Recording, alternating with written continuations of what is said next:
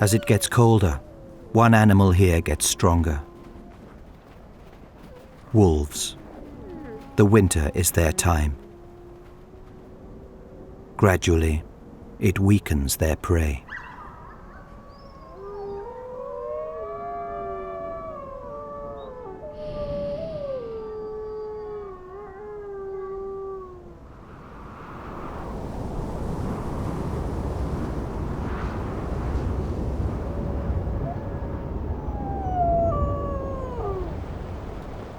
This is the Druid wolf pack, one of the largest and most powerful in Yellowstone.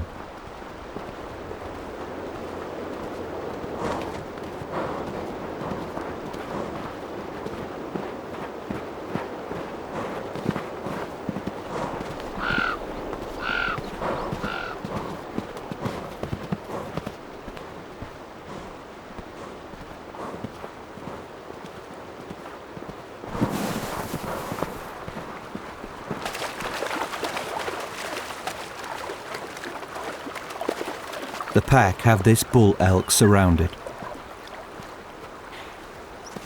But there's a problem. The pack won't follow the bull into the river.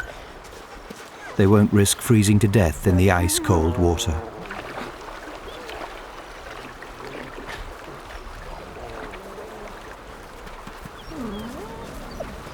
What's more, now the elk's antlers are at just the right height to keep the wolves at bay.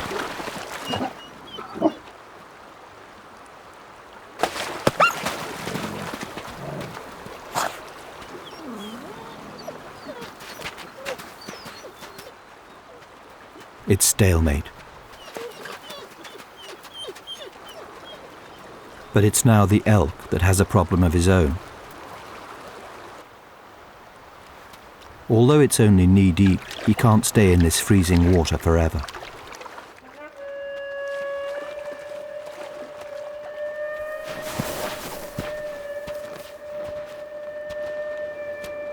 A young female is not prepared to let him go.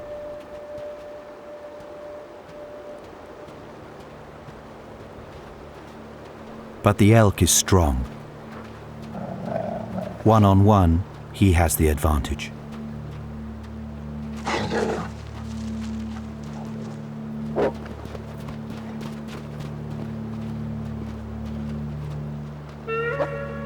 Her only support is another youngster. They are neither strong or experienced enough to bring this elk down, but it's enough to make him turn and run. Back to the river, where he knows they won't follow.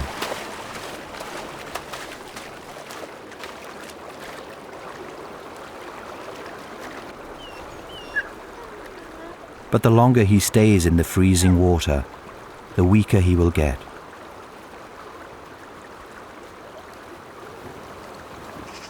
Others before him have waited here too long.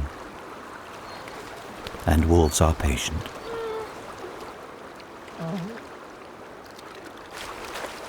Right now, his strength is his only advantage. He has to try again.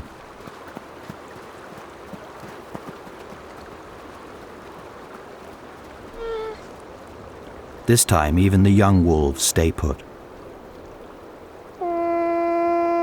Without the support of the pack, they never really stood a chance. And the pack have already decided that this early in the winter, a bull elk in his prime is just too strong. But as the winter gets colder and the snow gets deeper, the tables will turn. White wolves are on the prowl, looking for easy pickings. An eider-duck family is also on the move.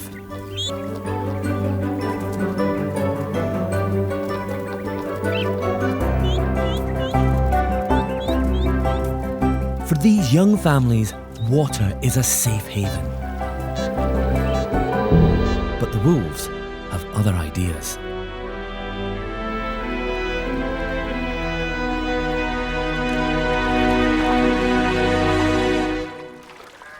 They're not going to let a bit of water get between them and a meal. The adults can fly away.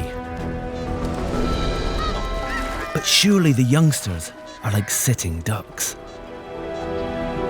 It dives seconds before the wolves close in.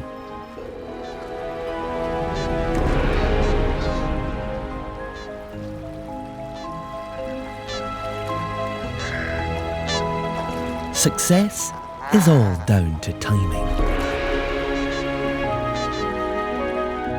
Another wolf has spotted the young eiders. And they've got a different strategy.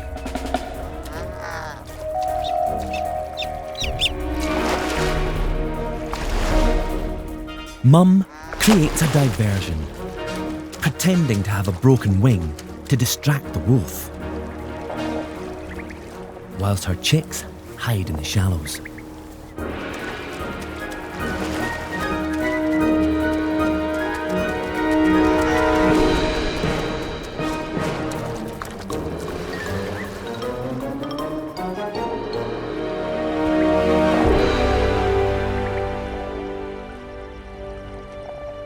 Two 2-0 to the Ducks.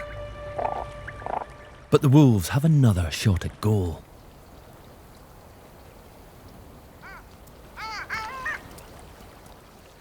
A long-tailed duck. Its chicks are the smallest, but the wolves are still interested.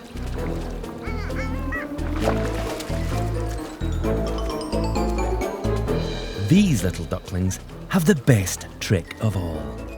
They stay submerged. When the wolf's back is turned, they grab a breath.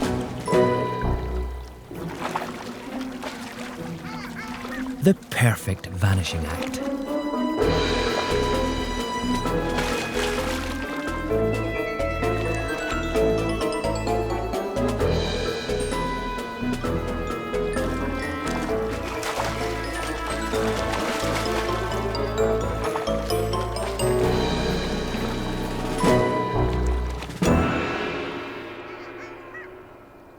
That's game, set, and match to the ducklings. Suddenly there was just wolves. It's just unbelievable. Ellesmere Island in the Canadian Arctic is a land with some of the most extreme conditions on Earth. Across the seasons, the team goes searching for the stars of the show, Arctic wolves. These incredible predators need to eat regularly, and they hunt in packs to take down their prey.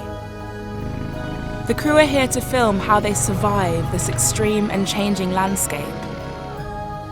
But with Ellesmere Island being about 76,000 square miles, it's like finding a needle in a haystack. After days with no luck, the team resort to some less conventional methods.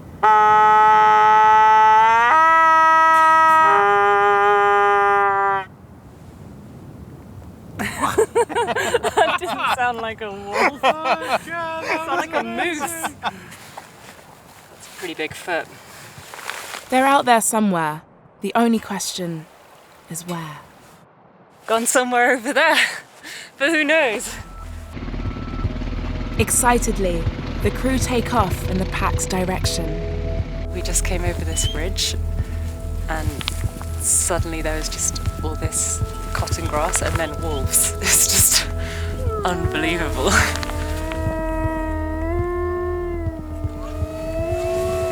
A very wolfish welcome. There's one of these wolves that has a gaping hole in its ribcage. You can actually hear it gurgling and wheezing. It's a punctured lung.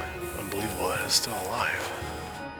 Having initially not being able to locate the wolves, now the team struggle to keep their distance from these curious predators. They're just so confident.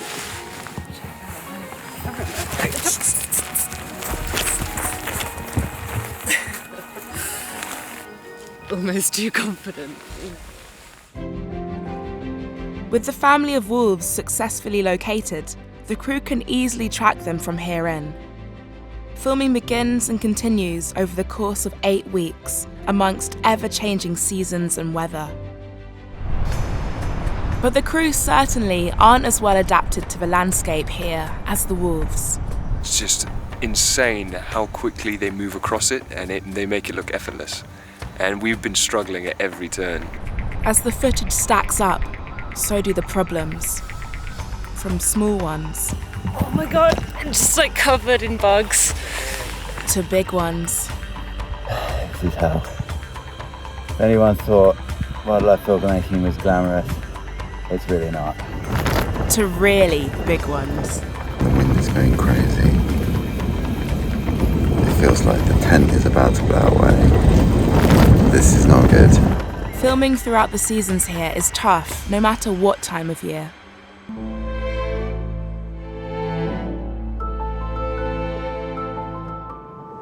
As the filming continues despite a snowstorm, the crew see how the wolves sustain themselves here. This isolated bull is a large prize for the coordinated pack, and there's a surprise for the crew. The injured one, its wound is healing. He was actually the main instigator of the hunt. Hunting and killing the bull takes many hours, which is never easy for the crew. I feel pretty sorry for the bull. He's not doing well. It's just the way it is out here. We're just here to wait it out, see what happens. After many grueling hours, the hunt enters its final stage as the bull is slowly brought down. It's pretty heavy. It took a while. Basically, they just wore him down. It's just rough. It's hard up here. Everything's hard up here.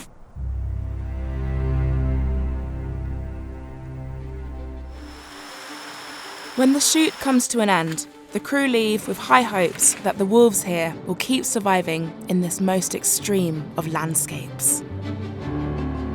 It's pretty special being able to follow these guys on their journey. It's been an unbelievable experience. We were hoping to find wolves and get close to them, but to get this close is just absolutely incredible. It's better than I could have ever imagined. Wolves can have up to 10 pups in a litter. I'm desperate to find out if there are more hidden in the den. But before I can move closer, the whole pack returns from a hunt. It's way too soon for me to approach with all of them around. So I'm going to try the next best thing. We have power. This has never been used before with wolves. In fact, this has never been used before with any animal. It's very much a prototype, but it's a rock crawler. It can handle this rugged terrain, and it's fitted with 2 little HD cameras that I'm hoping to drive up the slope and get a good look at the den. 2 potential problems. The terrain is really difficult, but the real danger is that the wolves don't take too kindly to this and rip it to pieces. It's designed to handle the terrain, but not a pack of 6 wolves. We'll see.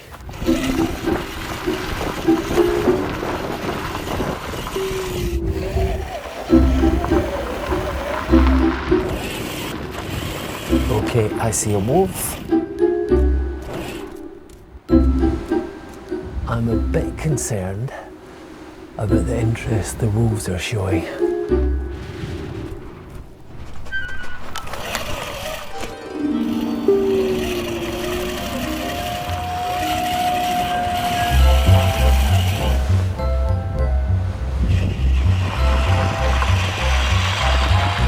There's a bit of difficult manoeuvring. Let me see if I can nudge it forward. Oh dear.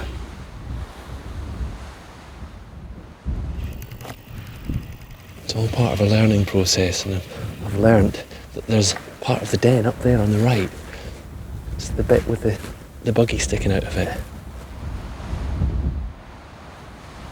I might still get a view inside the den. I found a hole.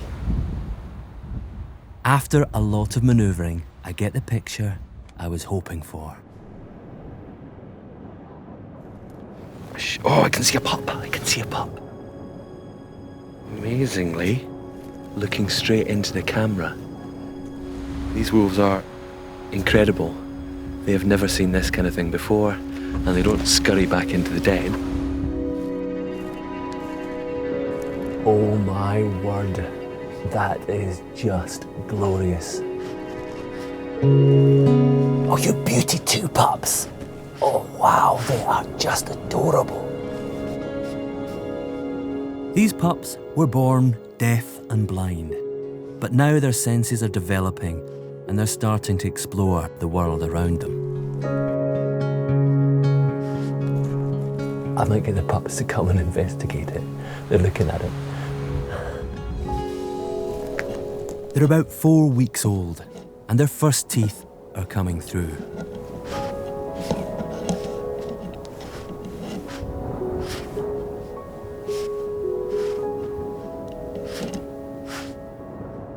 These wolves are unbelievable, they really are. 3 pups. Gee whiz. I do not believe it.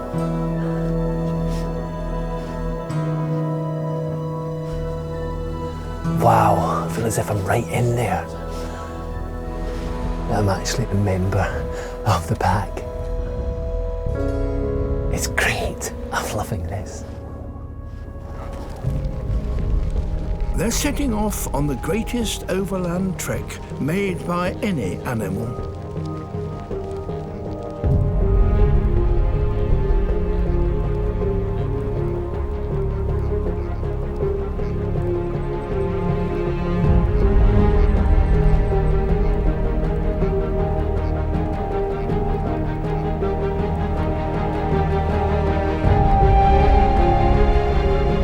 But wherever grass eaters travel, predators lie in wait.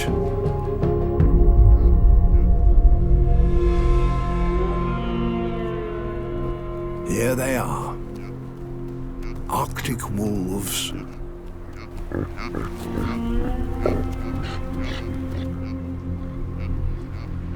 They must seize their chance while the caribou pass through their territory.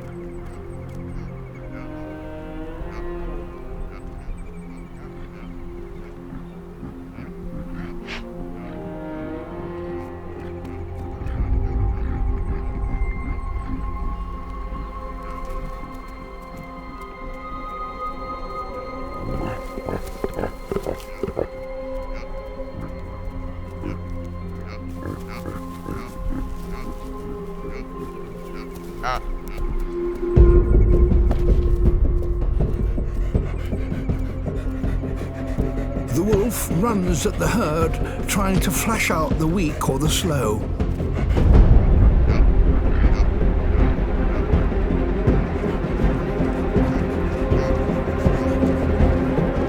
A calf is separated.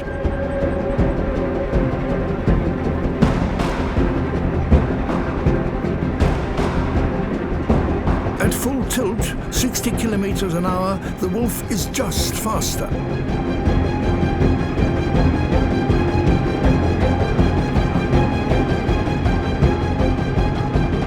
The calf has stamina.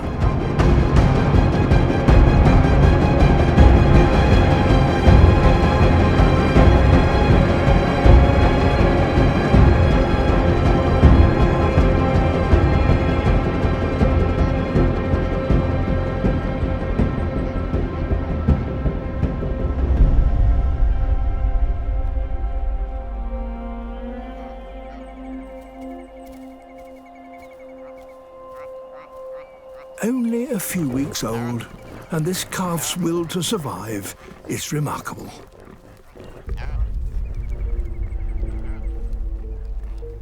And it needs to be, for these young caribou have now started a journey that will last a lifetime. Forever chasing the seasonal growth of the grass on which they depend.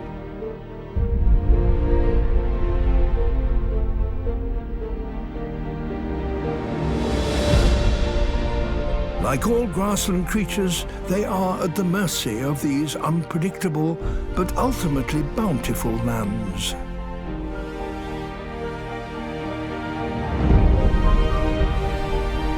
Grass can survive some of the harshest conditions on Earth. Flood, fire and frost, and still flourish.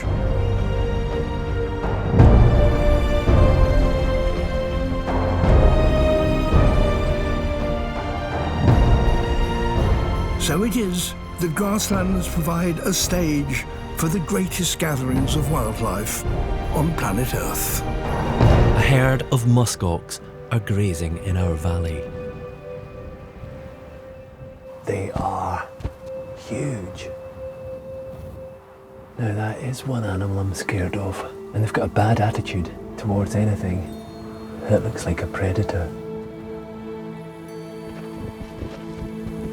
Right, I'm not too happy about this because the muskox are coming straight towards me. I'm in a very dangerous position, trapped between the wolves and their prey.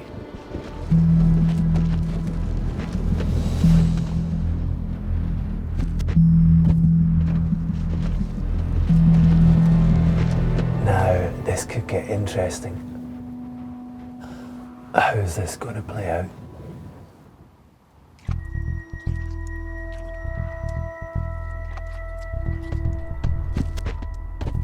It looks like they're going to cross right over towards the wolves. It's crazy.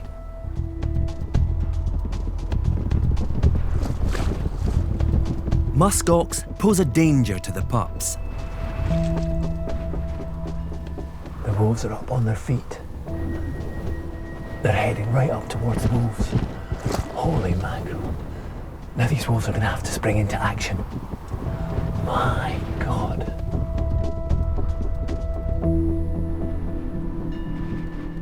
Really relaxed.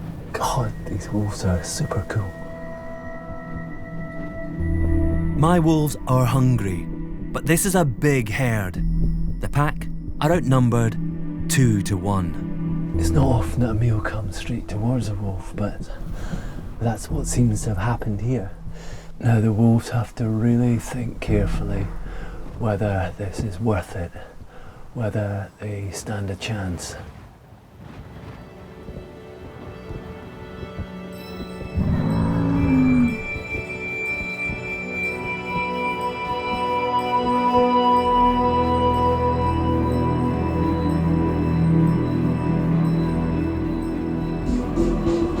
Oh, she's making a go for it. Luna and Romulus lead the charge. They're going for it. They're going for the muskox. They're going for the muskox. Jeez, they sit panicking amongst the herd.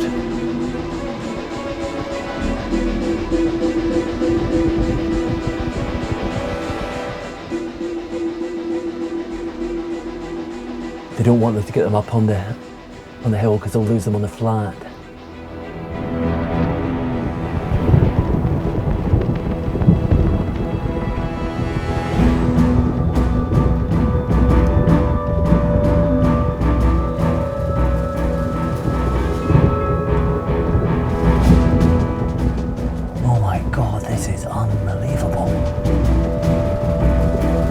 The muskox have regained the advantage. 2 massive bulls, about 10 females. Maybe they don't stand a chance. Crikey. A huge bull senses their desperation. In the confusion, the herd make a break. Oh my word. With Luna and Romulus in pursuit.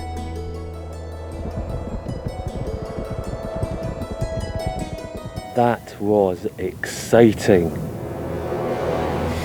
If animals are to work in a team, they need to be able to communicate with one another. And sometimes it's possible for you to communicate with them.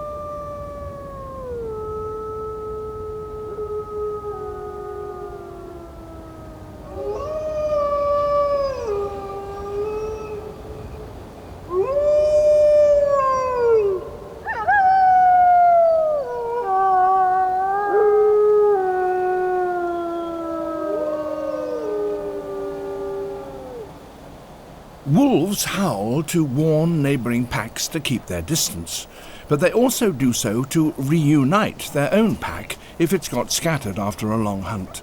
And as they assemble again, they visibly delight in one another's company.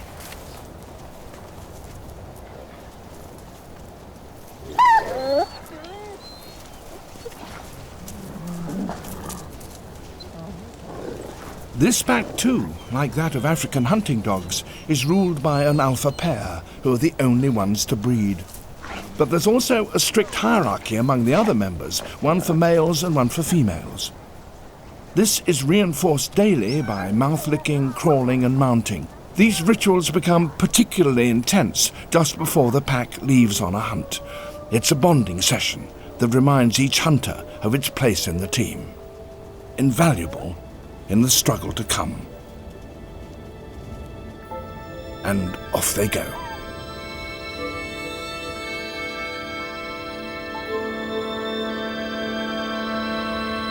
Those distant dots are their targets. Elk, the North American equivalent of the European red deer.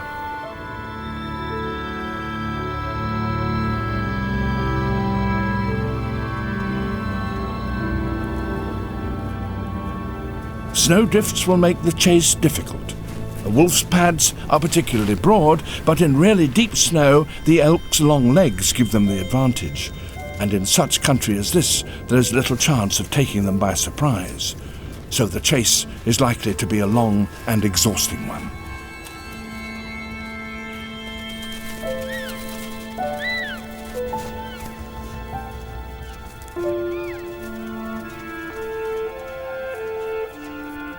One of the stags is flagging, and the pack have managed to separate it from the main herd.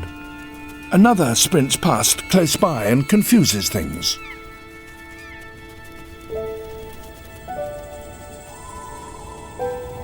Most of the wolves stick to their original quarry. They have, after all, been harrying it for some time, and it may be tiring. But it's got away.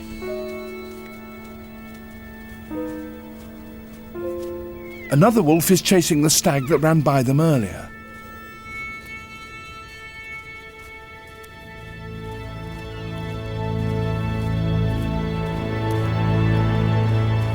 But that escapes too. Only 1 in 10 wolf hunts is successful. But without the lure of food around, these wolves are taking their time to get used to the crew and me. This is really interesting. As they're approaching, they're kind of chatting to each other, just kind of figuring out who's going to be the first to be allowed, probably to come in and talk to Tess, not to me.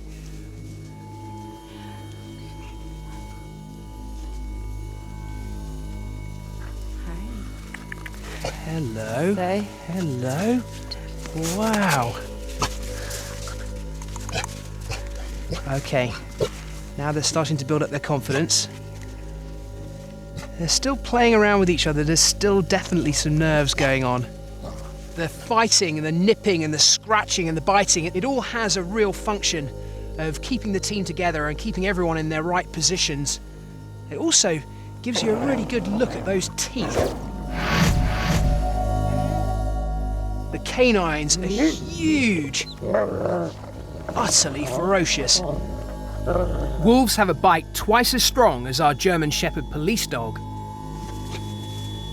Tess knows each wolf and their different personalities. As they come closer, they greet her by licking her face. Although they might seem very much like domestic dogs, these wolves are still wild animals, and our movements have to be slow and cautious. As they approach, they're very much being led by that canine super sense. Smell. You can see what comes in first. Always the nose, always sussing things out with that incredible sense of smell first. 2,000 times more powerful than ours. That phenomenal sense of smell is used to track prey from over a mile away in the wild. They're gradually starting to get more and more confident, checking out Nick the sound man and Johnny the cameraman, getting closer and closer. But as they approach, I mustn't let myself forget how deadly these animals really are. And the wolves are quick to remind me who's in charge. Go on, look. Ooh! I think I might have moved a little bit too fast there and just got snapped at.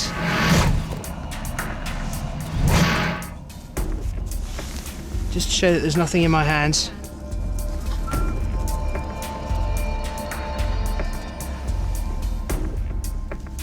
Wow.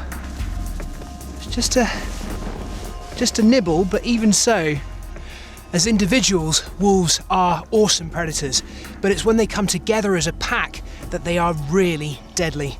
The way they bring themselves together, particularly before a hunt, is using a howl. And we're going to try that now and see if we can get these guys to join in. Should we give it a go? Give it a go.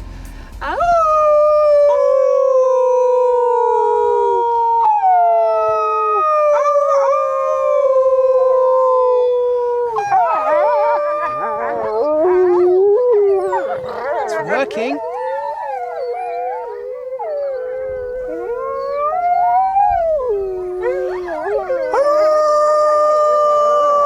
The howl can be heard by other wolves over 6 miles away and also acts as a warning signal to rival packs to stay away. And what a wonderful, eerie, chilling, stunning sound.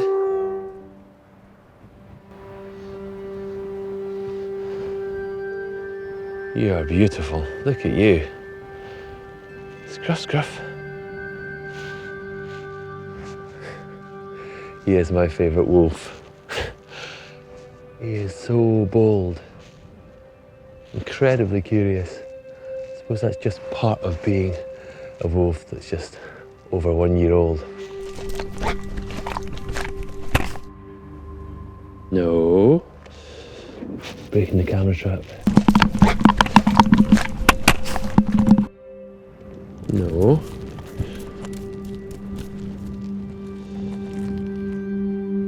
Every day that goes by, I'm feeling more and more comfortable with my wolves. I want to see if I can build a whole new level of trust. It's great that Banjo's so confident. But maybe I've taken this too far.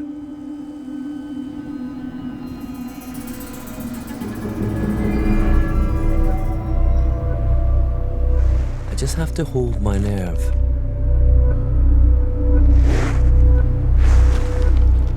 Scruffy.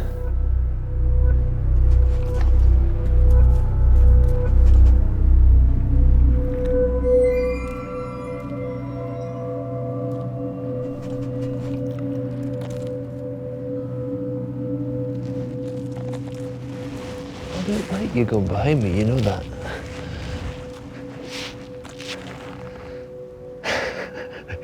You are still a wolf.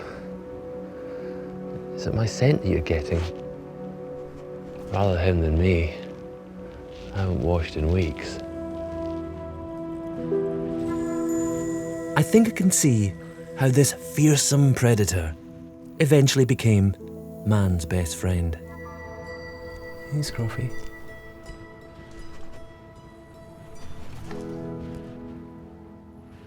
Don't even think about it.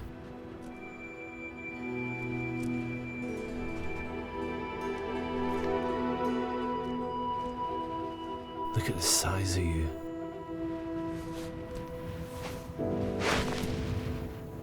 He's actually quite nervous. He's flinching at the slightest sound I make.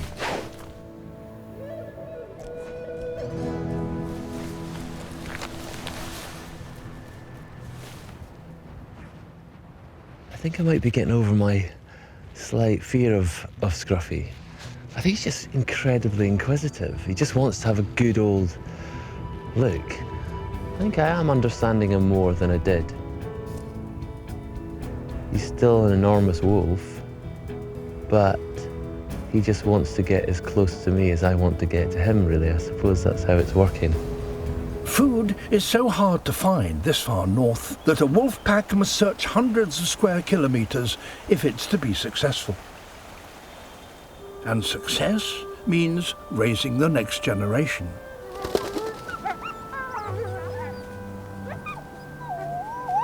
To do that here, the wolves must work together.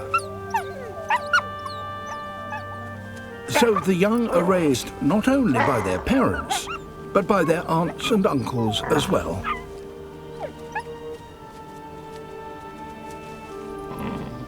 Together, they try to ensure that each pup reaches near adult size before the snow returns. A growing pup needs more than just a few leverets. The wolves need bigger prey, and to catch that, they must hunt as a pack.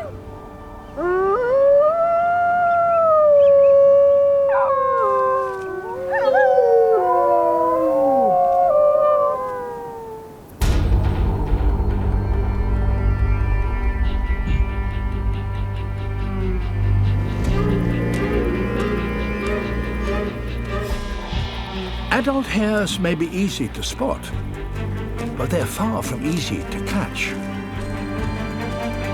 They run at 60 kilometers an hour.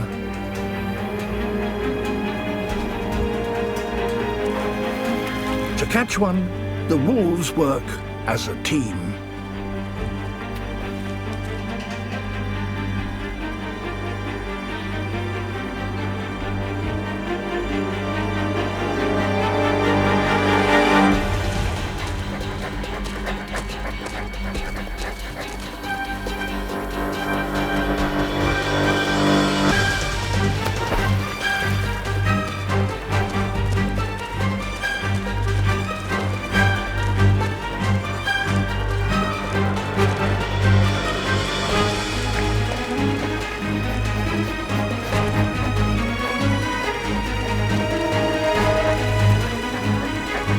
One of them gets close enough to bite the hare's tail. But a hare can change direction in an instant.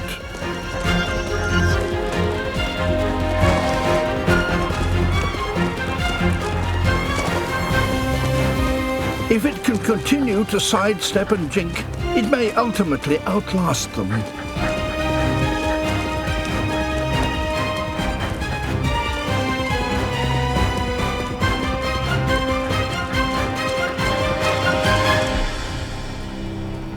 Finally, it gets away.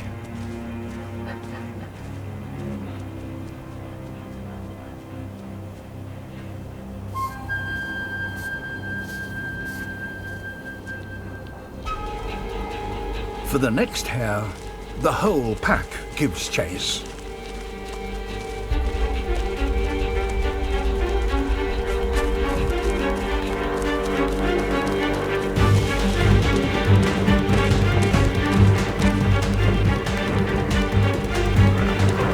Now, numbers count. The lead wolves keep up the pace. Others run on either side, so the hare can't change direction.